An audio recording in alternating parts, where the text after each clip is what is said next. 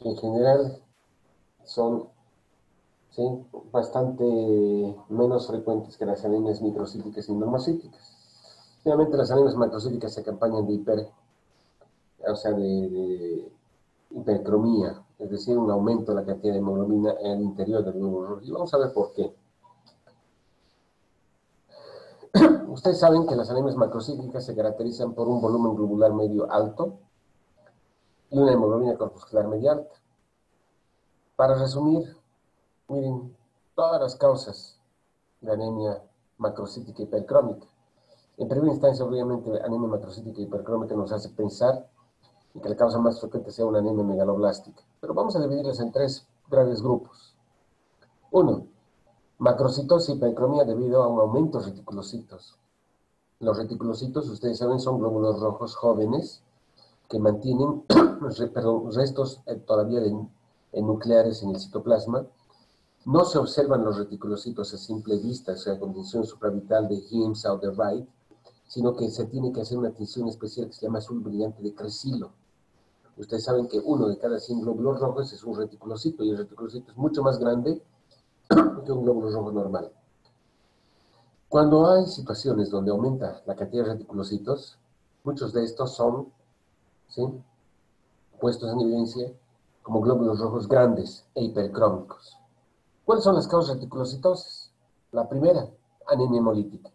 Una característica del síndrome hemolítico, saben ustedes, es el aumento de los reticulocitos tratando de compensar la disminución de la vida media del glóbulo rojo por hemólisis. Entonces, muchas de las anemias hemolíticas por la reticulocitosis se manifiestan inicialmente como macrocitosis e hipercromía. Después de quimioterapia, de radioterapia o después de un trasplante de células hematopoyéticas, ¿sí?, empiezan también a aparecer reticulocitos. Y los reticulocitos son, ¿sí?, evidenciados como macrocitos hipercrómicos. Un aumento de eritropoiesis después de la administración de eritropoyetina, reposición de hierro, vitamina B12 o folato. Ustedes saben que después, o sea, la mejor manera de evaluar la respuesta eritropoyética a la administración de hierro en la anemia ferropénica o a la administración de eritropoyetina en la anemia de la insuficiencia renal crónica terminal o de la anemia megaloblástica es el aumento de reticulocitos. Y recuperación de episodio hemorrágico, la hemorragia aguda también cursa con reticulocitos. Entonces no es infrecuente encontrar anemia macrocítica hipercrómica en la hemólisis, en la recuperación después del daño medular o después del estímulo de la hematopoiesis, de la eritropoiesis más bien dicho, por eritropoyetina, administración de hierro, vitamina B12 y ácido fólico. La segunda causa importante de anemia macrocítica hipercrómica es la anemia megaloblástica. Y la anemia megaloblástica puede deberse a deficiencia de vitamina B12 o cianocobalamina y o ácido fólico.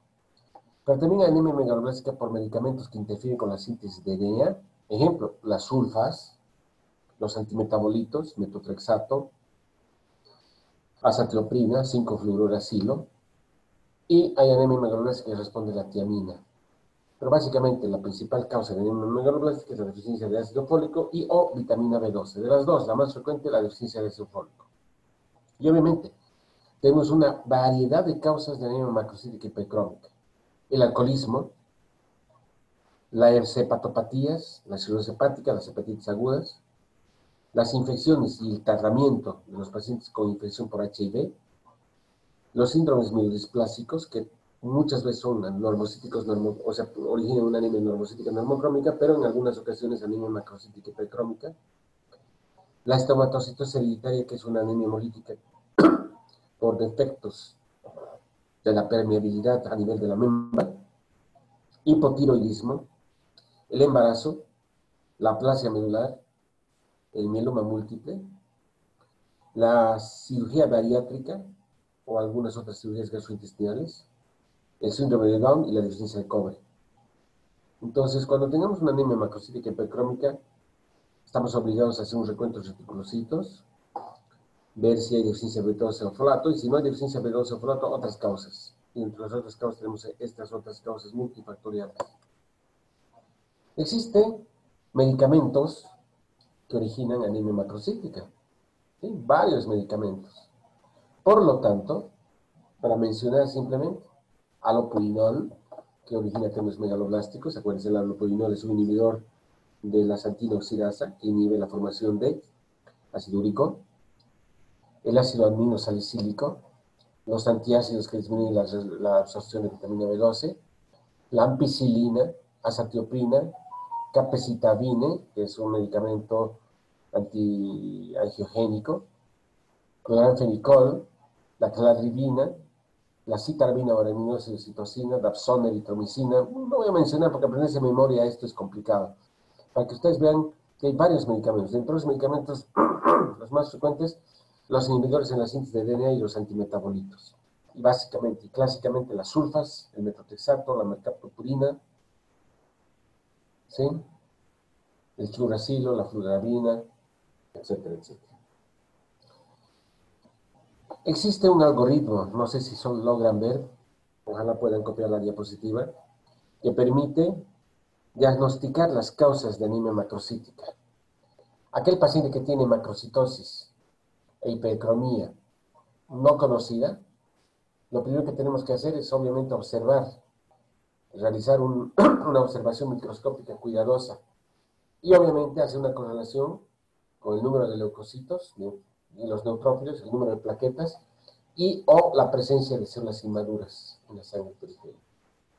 Si nosotros vemos que existe bicitopenia o pancitopenia y la presencia de células inmaduras, o bien hay una alteración en alguna de las otras series, es decir, no solamente anemia macrocítica, sino hay anemia con leucopenia o trombocitopenia, entonces tenemos que ir a la médula ósea. Y en la médula ósea existen tres causas: la mielodisplasia, la falla medular o aplasia medular, y las neoplasias hematológicas como las leucemias que originan mieloptisis. Entonces, las causas de macrocitosis están involucradas en estos tres grupos.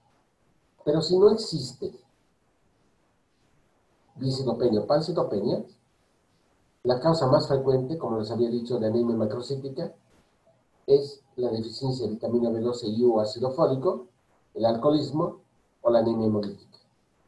Y aquí vemos cómo podemos evaluar la diferencia entre las anemias macrocíticas hipercrónicas por deficiencia de vitamina B12 y ácido fólico versus la anemia hemolítica o el alcoholismo.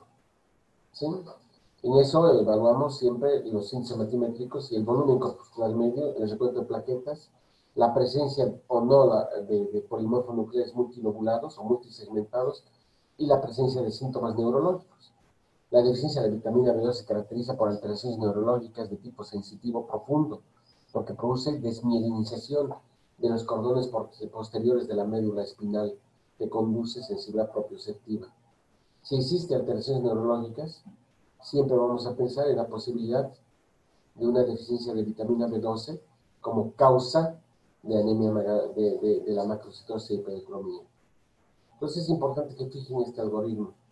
Pero no vamos a entender ese algoritmo si no conocemos las bases fisiopatológicas, ¿sí?, de lo que es la anemia megaloblástica. Entonces vamos a hablar de la anemia megaloblástica y vamos a volver nuevamente a nuestra segunda diapositiva.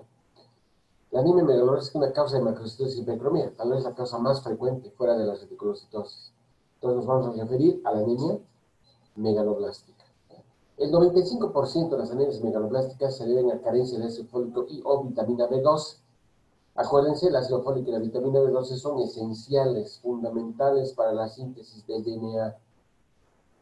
El 5% de las anemias megaloblásticas se debe a alteraciones congénitas y adquiridas en la síntesis de DNA. El 95% a carencias adquiridas de folato o B12. Por lo tanto, en nuestro organismo no vamos a tener niveles de folato adecuados o de B12. ¿Cuál es la característica de la anemia megaloblástica, chicos? Es cursar con macrocitosis, y más que macrocitosis, en la médula ósea con megaloblastosis, es decir, eritroblastos gigantes con alteraciones en la maduración nucleocitoplasmática. Y esto origina eritropoiesimíficas, es decir, hay una alteración y una falta de relación entre la maduración núcleo-citoplasmática. Madura el núcleo, pero no madura el citoplasma. Por lo tanto, al no madurar el citoplasma, primero, la síntesis de hemoglobina es deficiente y el glóbulo rojo es frágil porque son glóbulos rojos grandotes sin núcleo, pero con gran cantidad de hemoglobina inestable. Por eso, ¿sí? Se puede producir inclusive una hemólisis intramedular. La característica de la anemia macrocítica, digo, megaloblástica, es la presencia de macrocitos en la sangre periférica. Obviamente, la severidad de la anemia de grado de macrocitosis dependerá de la severidad y duración de la carencia. ¿Cuál creen que es más grave? La de folato B2. La deficiencia de vitamina B12 generalmente es más grave porque origina trastornos neurológicos. La anemia megaloblástica por deficiencia de ácido fólico generalmente es más aguda, porque un aumento o un incremento en los requerimientos de ácido fólico produce inclusive una crisis megaloblástica, es lo que ocurre con la anemia hemolítica. En la hemólisis hay destrucción de glóbulos rojos y eso implica una mayor capacidad eritropoyética de la médula ósea con mayor requerimiento de ácido fólico. Al agotarse el ácido fólico, se genera una crisis megaloblástica aguda. ¿Cuál es la importancia del ácido fólico y vitamina B12? La de estar involucrados en la síntesis de nucleótidos, en la síntesis de DNA. Y existen metabolitos intermediarios, tanto de vitamina B12 como ácido fólico, tetrahidrofolato, para la síntesis, ¿sí? Y la transferencia de información del desoxirribonato al disoxitimidato en la síntesis de DNA. De ahí que la carencia de vitamina B12 y ácido fólico bloquea la síntesis de DNA.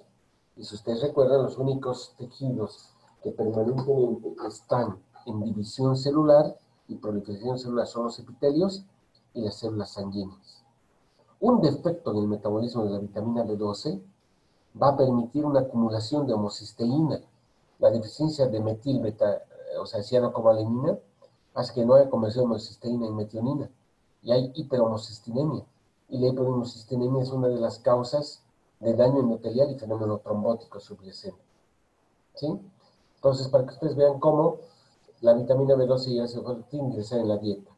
Afortunadamente, las reservas de vitamina B12 a nivel hepático son suficientes y amplias. Se necesitan aproximadamente entre 3 a 5 años para dejar de comer vitamina B12 para que las reservas se agoten. No ocurre lo mismo con el metil tetrahidrofolato en la dieta, que debe convertirse en tetrahidrofolato gracias al hidrofolato reductasa. El hidrofolato tiene poca reserva a nivel tisular, de manera que una carencia permanente rápidamente produce deficiencia de ácido fólico. La deficiencia de estas vitaminas, por lo tanto, como les mencioné, interfiere con la síntesis de DNA. Hay una conversión inadecuada de desoxirribonato en timidilato, lo que produce un retraso en la síntesis de DNA con retraso en la maduración nuclear. La síntesis de RNA y proteínas se mantiene normal, con formación de hemoglobina normal, pero son glóbulos rojos inestables y grandes, porque hay una sincronía en la maduración núcleo-citoplasmática. Y esa es la causa que origina la macrocitosis y la fragilidad celular que origina hemólisis intramedular. Algunas características de la cianocobalamina o vitamina B12. La cianocobalamina se pertenece al grupo del complejo B. Es una vitamina hidrosoluble.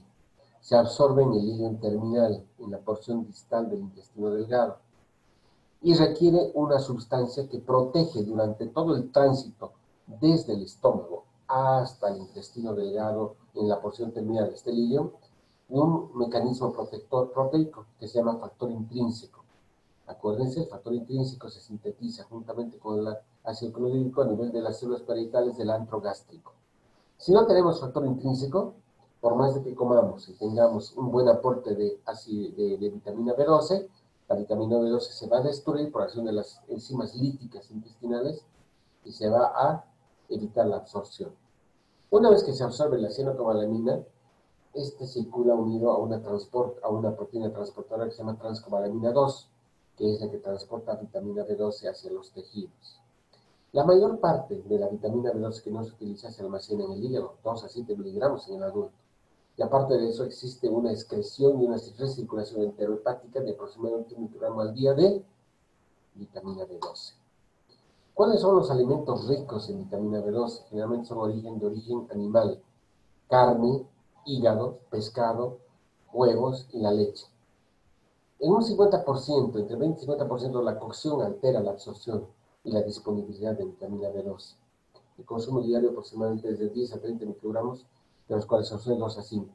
Y la deficiencia requiere largo tiempo para manifestarse, de 2 a 5 años, como les he mencionado, porque hay suficiente cantidad de vitamina B12 almacenada en los hepatocitos.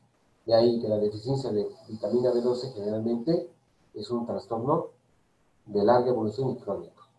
El ácido fólico o ácido tetrosteroil-glutámico se absorbe, a diferencia de la vitamina B12, en el intestino delgado proximal, en el duodeno y el yeyuno, y depende de hidrólisis de poliglutamatos a monoglutamatos, es decir, de metiltetrahidrofolato por carboxipeptidasa a dihidrofolato reductasa de las células intestinales. O sea, hay un mecanismo de reducción. Este metiltetrahidrofolato es transportado rápidamente por varias proteínas a los tejidos para la síntesis de purinas, pirimidines y DNA. De la misma manera que la vitamina B12 se elimina por la bilis y hay un proceso de reabsorción entero hepático de ácido fólico. Las reservas de ácido fólico son más escasas y es más frecuente que la carencia produzca rápidamente deficiencia de folato por falta de aporte y agotamiento de las reservas. Como he dicho, en las reposiciones de hígado son mucho menos abundantes y las principales fuentes de ácido fólico, el hígado, el riñón y sobre todo vegetales verdes frescos. Cuando se cuece, ¿sí?, la carne y se cuece los vegetales, sobre todo los vegetales, la cocción altera la absorción por degradación, desnaturalización de ácido fólico en un 70 hasta en un 100%. El requerimiento es de 3 a 5 microgramos, y las reservas apenas duran 4 meses, a diferencia de las reservas de vitamina B12. Muy bien. La carencia de ácido fólico y vitamina B12 no solamente originan anemia macrocítica y pericrónica, sino que alteran tejidos de rápida división y crecimiento, como la médula ósea, por eso se produce pancitopenia. Pero también afecta los epitelios, piel, epitelio intestinal, epitelio respiratorio, urogenital. En niños y adolescentes, el crecimiento de osteoblastos y las gónadas, porque al final también se acompaña de infertilidad y se acompaña también de osteoporosis. La principal causa, pero, de la deficiencia de vitamina B12 es el impacto que tiene sobre el proceso de hematopoiesis, ¿sí? Por lo tanto, la deficiencia de vitamina B12 y ácido fólico no solamente originan anemia, sino originan visitopenia o pancitopenia. Esas son las causas. De las dos anemias megaloblásticas, la más frecuente es la deficiencia de folato. Y la deficiencia de folato se produce ya sea por ingesta baja, por mala absorción, por pérdidas, o aumento de los requerimientos, o inhibición metabólica. Ingesta baja, ¿quiénes? Los que se alimentan de nutrición parenteral exclusivamente. ¿Por qué? Porque la principal fuente son los vegetales verdes. Mala absorción, cualquier proceso que produzca una mala absorción con un impacto a nivel duodenal, ¿sí?, y primera porción del yeyuno, produce disminución en la absorción, los embarazos, el linfoma intestinal, resección intestinal de ese sitio amplia a nivel duodenal, enfermedad de Crohn, uso de anticonvulsivantes que interfieren con la absorción, ¿sí? Pérdida de folato con aumento de requerimientos, la anemia hemolítica, ¿sí? Aumento de requerimientos de anemia hemolítica, pérdida de hemodiálisis, dermatitis selectiva, aumento de requerimiento, o inhibición metabólica por varios de los medicamentos que les he mencionado acá, ¿sí? Varios medicamentos que producen cambios megaloblásticos por interferencia con el ácido fólico, como la nitrofurantoína, por ejemplo, o la fenitoína, que es un anticonvulsivante, conocido como Irantin. ¿Entendido? Entonces, las causas de deficiencia de ácido fólico: ingesta adecuada, mala absorción, pérdida, aumento de requerimientos e interferencia metabólica por medicamentos. La deficiencia de vitamina B12 es menos frecuente. Puede ser por defectos congénitos del factor intrínseco o anemia perniciosa juvenil, así se llama, pero principalmente el déficit de la ingesta y la mala absorción. El déficit de ingesta, vegetarianos estrictos, porque la principal fuente de vitamina B12 son los alimentos de origen animal, y la malabsorción que afecte a nivel del hilo terminal. Pueden ser, por ejemplo, ¿sí?, insuficiencia, enfermedad de Crohn, linfomas intestinales, diverticulosis, síndrome de asa ciega. Sí, es importante remarcar, por ejemplo, la difluorotriasis o la presencia de difluorotrium latum, que es una tenia de pescado, puede interferir con la absorción porque consume grandes cantidades de ácido, digo, de vitamina B12 a nivel intestinal y ayunal. También la déficit de factor intrínseco origina mala absorción. ¿Qué pasa si tenemos por ejemplo, una gastritis atrófica? Una atrofia de las glándulas productoras de ácido clorhídrico y factor intrínseco, que son las células parietales. Al no tener factor intrínseco, aunque tú consumas vitamina B12, no la vas a absorber. ¿Por qué? Porque la vitamina B12 se degrada en el lumen intestinal y se pierde por las heces y no se absorbe. ¿Sí? Entonces, para que ustedes vean, la anemia megaloblástica se caracteriza por estos cambios a nivel medular, la presencia de estas células gigantes o eritroblastos o megaloblastos, así se llaman. Otra característica a nivel de la serie blanca es la hipersegmentación de los neutrófilos o granulocitos, si se dan cuenta. ¿Sí? Normalmente tienen 5 segmentos, pero aquí tenemos más de 5 segmentos. Hay anisocitosis y hay macrocitosis e hipercromía. Esa es la característica. ¿Y por qué se llama megaloblástica? Porque estas células son gigantes y al final se conocen como, ¿sí? Megaloblastos o eritroblastos gigantes. ¿Cuál es la clínica de la anemia megaloblástica, chicos? Debido a la anemia, obviamente, hay síndrome anémico, fatiga, astenia, descompresión cardíaca en viejitos, adinamia, cefalea, vértigo, disnea, etcétera, etcétera. Cuando hay deficiencia de vitamina B12 y no de ácido fólico, hemos dicho hay una disminución en la síntesis de vainas de mielina y se produce un proceso de desmielinización de los cordones posteriores de la médula espinal, que son los que conducen la sensibilidad propioceptiva. Acuérdense que es la propiocepción, es la sensibilidad de darnos cuenta de la ubicación espacial de nuestro organismo frente al exterior. Si tuviésemos alteraciones propioceptivas, no pudiésemos distinguir cuál es la izquierda, cuál es derecha, cuál es frente, cuál es atrás, cuál es arriba, cuál es abajo, y no tenemos la ubicación espacial de las diferentes cosas. Nos andaríamos tropezando, no podríamos caminar, no podríamos manejar auto, no podríamos manejar bicicleta, etcétera, etcétera, porque la sensibilidad, acuérdense, porque cuando estamos a velocidad y frenamos con la bicicleta para, por ejemplo, no pasarnos un semáforo, ¿sí? Tenemos suficiente sensibilidad como para dominar la bicicleta, por ejemplo, ¿no? O cuando caminamos o corremos, tenemos una coordinación no solamente motora, sino sensitiva, propioceptiva. Entonces, cuando tienes anemia macrocítica y alteraciones neurológicas, ojo, siempre tienes que pensar la posibilidad de anemia megaloblástica por deficiencia de vitamina B2 y generalmente por defectos del factor intrínseco, por falta de producción, probablemente porque después, si hay reservas, no tendría por qué presentarse anemia. Muchas veces hay alteraciones cutáneas de enjuague papilada, dolorosa, pérdida del gusto, pirosis, anorexia, sensación de plenitud abdominal y puede estar en relación al vitiligo, sobre todo la deficiencia de vitamina B12. ¿Qué vemos en el laboratorio? En el hemograma completo con reticulocitos. Vamos a ver macrocitosis, ¿no? Un volumen corpuscular medio alto. Y hay algunos cambios a nivel de la sangre periférica de las células, porque vamos a ver un punteado basófilo. Como son glóbulos rojos grandes que tienen restos nucleares, todavía los restos nucleares pueden teñirse de azul.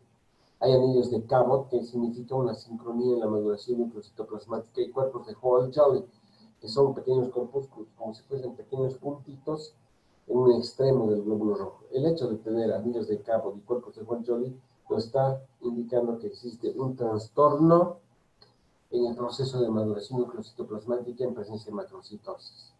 Puede haber hipersegmentación de neutrófilos, trombocitopenia y siempre anemia regenerativa. Si vamos y hacemos una espiral medular, vamos a ver una médula hipercelular con megaloblastosis con eritropoiesis ineficaz. O sea, vamos a ver médulas óseas hipercelulares, pero con presencia de células gigantes o megaloblastos. Muy bien. Si queremos nosotros distinguir entre los niveles de cianocobalamina, ¿sí? O vitamina B12 versus la anemia por ácido fólico, pedimos pues medir los niveles de cianocobalamina y folatos, y aquí están los niveles. Si hay disminución de niveles de cianocobalamina, esa es una anemia megaloblástica por deficiencia de vitamina B12. Si hay deficiencia de folato, hay una disminución del ácido fólico sérico. Existe un aumento de disociación láctica, bilirrubina, sobre todo indirecta, y un patrón de hierro de no utilización, a diferencia de la anemia asociada a enfermedad crónica y de la anemia por insuficiencia, por deficiencia de hierro. El patrón de hierro muestra, por ejemplo, que el hierro sérico, en lugar de estar bajo, aquí está más bien normal o alto. La capacidad total de saturación de transferrina está baja y el porcentaje de saturación está alto. ¿Sí? Ese es el patrón de hierro de no utilización. Podemos hacer una endoscopia oral para valorar cómo está el antro gástrico. ¿Por qué? Porque la deficiencia de vitamina B12 nos hace sospechar siempre en un trastorno de absorción por falta de factor intrínseco. Entonces hacemos una endoscopia y valorar cómo está la mucosa del antro gástrico. ¿Qué es el test de Schilling? El test de Schilling se aplica cuando tienes anemia por deficiencia de vitamina B12 y permite establecer el diagnóstico diferencial entre la mala absorción versus, ¿sí?, la falta de vitamina B12, o falta de absorción por déficit de factor intrínseco, o falta de vitamina B12 por falta de aporte y falta de absorción. Es un test, es un test que está inscrito dentro de las pruebas de medicina nuclear, el test de Schilling. Y podemos medir los niveles de transcobalaminas. Muy bien, ya sabemos que el paciente tiene deficiencia de vitamina B12 y ácido fólico y tenemos que hacer tratamiento. Entonces, el tratamiento se puede hacer con terapia específica cuando se conoce claramente si la deficiencia es B12 o folato, o podemos hacer una prueba terapéutica. A todo paciente tiene anemia macrocítica hipercrónica, con algunos cambios que sugieren deficiencia de folato y B12, como por ejemplo neutrófilos multisegmentados, trombocitopenia, hacemos una prueba terapéutica. ¿Sí? Y la administración de ácido fólico y vitamina B12 es importante para poder corregir esta deficiencia. Se debe transfundir glóbulos rojos en muy raras ocasiones, solo en caso de que el paciente tenga cifras por debajo de 8 o 7 gramos por decilitro y no haya posibilidad de suplementar vitamina B12 y ácido fólico. Cuando no reconocemos claramente la deficiencia de vitamina B12, estamos expuestos a riesgo treneroico irreversible, porque si la carencia de vitamina B12 se trata solo con ácido fólico y permanece deficiente, vamos a tener daño neurológico por desmineralización permanente de cordones posteriores de la médula espinal. ¿Qué es lo que tenemos que hacer cuando hay deficiencia de vitamina B12 y ácido fólico? Terapia específica. La dosis de vitamina B12 para enterar, aquí falta un 0, ¿sí?, es de 1000 microgramos al día. Generalmente se da por 3 días. Y luego, ¿sí?, una dosis de cianocobalamina, ¿sí?, en forma semanal hasta que se recupere la anemia y los depósitos, ¿sí?, se repleten y luego podemos administrar vitamina B12 por vida. El ácido fólico se administra en forma de tabletas, 5 miligramos al día, por vía oral, generalmente por 4 o 5 meses para tratar la anemia y repletar los depósitos. El ácido fólico muchas veces no se puede absorber por vía digestiva y tenemos que realizar la administración de ácido folínico por vía venosa o intramuscular. Si es un déficit, siempre hay que pensar en un déficit mixto, dudoso, sobre todo la coexistencia de anemia por deficiencia de ácido fólico, más anemia ferropénica, más anemia asociada a enfermedad crónica. Entonces es importante vencer a lo que yo les he mencionado, los datos del laboratorio, hacer el diagnóstico diferencial entre ácido fólico, anemia por deficiencia de hierro o deficiencia de vitamina B12. ¿Cómo se monitoriza? La respuesta al tratamiento por el pico de reticulocitos. Nuevamente les he dicho, si nosotros aportamos sustancias para que se empiecen a formar glóbulos rojos, lo primero que se forma son reticulocitos. Por eso el recuento reticulocitario aumenta entre el 2 y tercer día, y es máximo entre el 4 al 10 días. ¿Sí? Después va bajando. Es importante considerar siempre la coexistencia de otra anemia, como deficiencia de hierro. Hay alguna relación con el cáncer gástrico, sobre todo la deficiencia de vitamina B12, y solamente se debe transfundir a los pacientes cuando existe riesgo vital. Lo mismo, ¿sí? Hay que evaluar si el paciente tiene una cardiopatía isquémica y está anémico, entonces vamos a transfundir.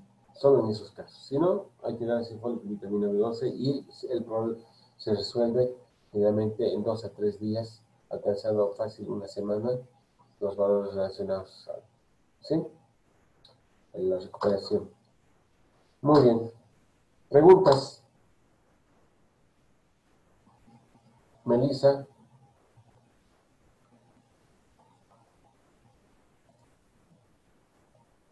Chicos.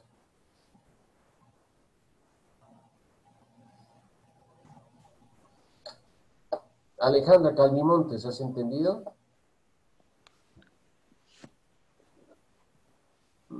Están roncando. Muy bien. Chicos, nos vemos mañana. Mañana vamos a hablar de otras causas de anemia. Bueno, los de práctica ya saben. Vamos a hablar un poco del síndrome hemolítico, pero lo importante, ¿han entendido bien en qué consiste la macrocitosis, hipercromía, las causas, cómo se hace el diagnóstico? Ya, lo que vamos a establecer el diagnóstico de deficiencia de vitamina B12 y ácido fólico, merecer incluso a la clínica. En deficiencia de vitamina B12, alteraciones neurológicas. En deficiencia de ácido fólico, no hay alteraciones neurológicas. Muy bien. Nos vamos a ver mañana entonces para continuar. Espero que haya quedado entendido esto, chicos. ¿Sí? Está bien, Está bien, doctor. doctor. Bueno, Gracias, doctor. buenas Hasta noches. mañana, doctor.